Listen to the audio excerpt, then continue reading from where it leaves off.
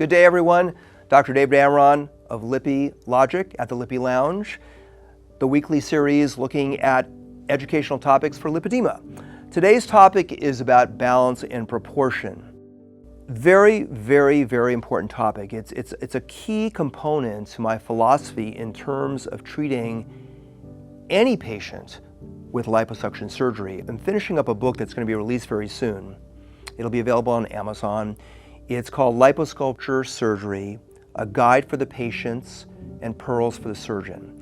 And it's got a number of different chapters: cosmetic liposuction, revision liposuction, and a huge area on lipedema, which has a lot of the same things I've been talking about in Lippy Logic in the series here.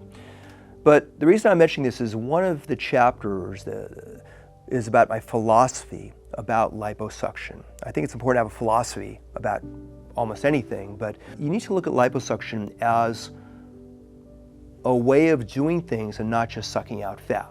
When I'm evaluating somebody's body, it is always evaluated from a standpoint of balance and proportion. Every patient that I do, from the neck down to the ankle, to determine where they may be disproportionate. Very important factor, because the fat are really stupid storage units, as I've said. They're little round cells that store triglycerides and other fats inside them, and they expand and contract based on gaining weight in those areas.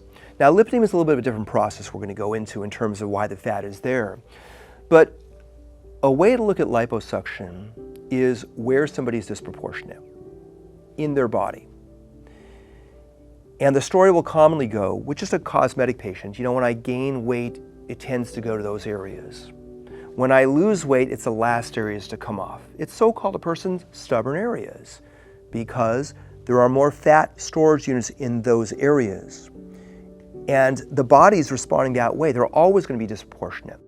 And again, even the cosmetic patients, they've been kind of misinformed. Oh, just go lose weight more and exercise. And a good example is a patient who might have a very thin, skinny, bony upper body and large saddlebags.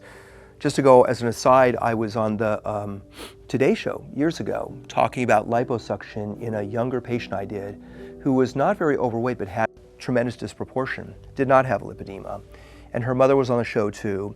And her mother had disproportion, her sisters had it, and when she gained and lose weight, she did it in an imbalanced fashion.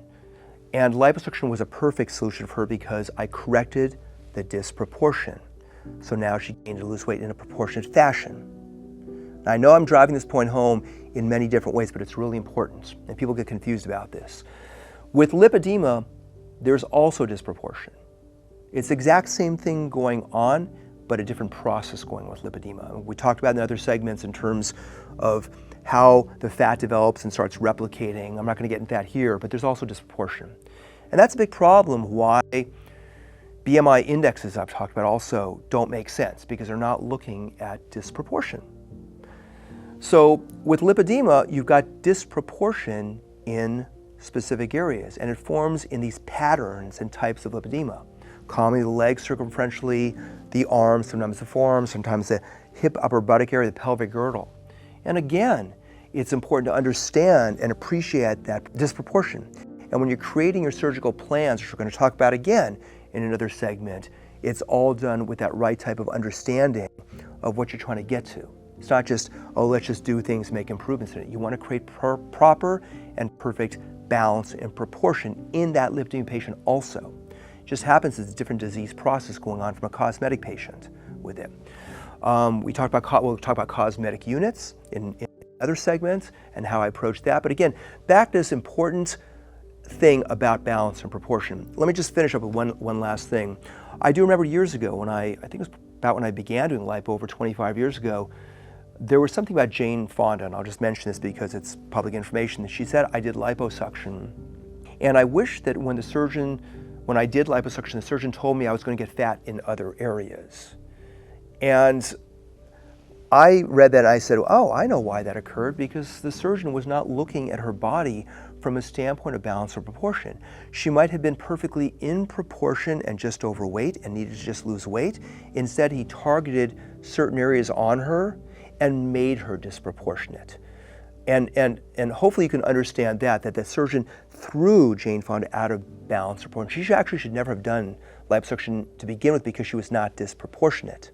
And lastly, I'll say it's a huge part of the revision work that I do, where I see patients who have been done with liposuction without the appreciation for proper balance proportion. Many times the patient will go in and they're getting their breast done or tummy tuck done, and they'll say, oh, you know what, I've started getting fat over here, and the surgeon will just say, oh, just lift up your stomach and see fat over there, and say, oh, you know, let's just add liposuction to it and do liposuction, instead of evaluating the patient from the neck to the ankle, to determine is she out of proportion, or is she proportionate and just overweight, or it's occurring for other reasons. So again, the importance of proper evaluation. If you don't have a surgeon that's evaluating that way completely, it really is a red flag with things. That's the segment today, balance proportion. Huge part of my philosophy has always been in terms of proper approach to liposuction in any patient, cosmetic and certainly in lipedema also.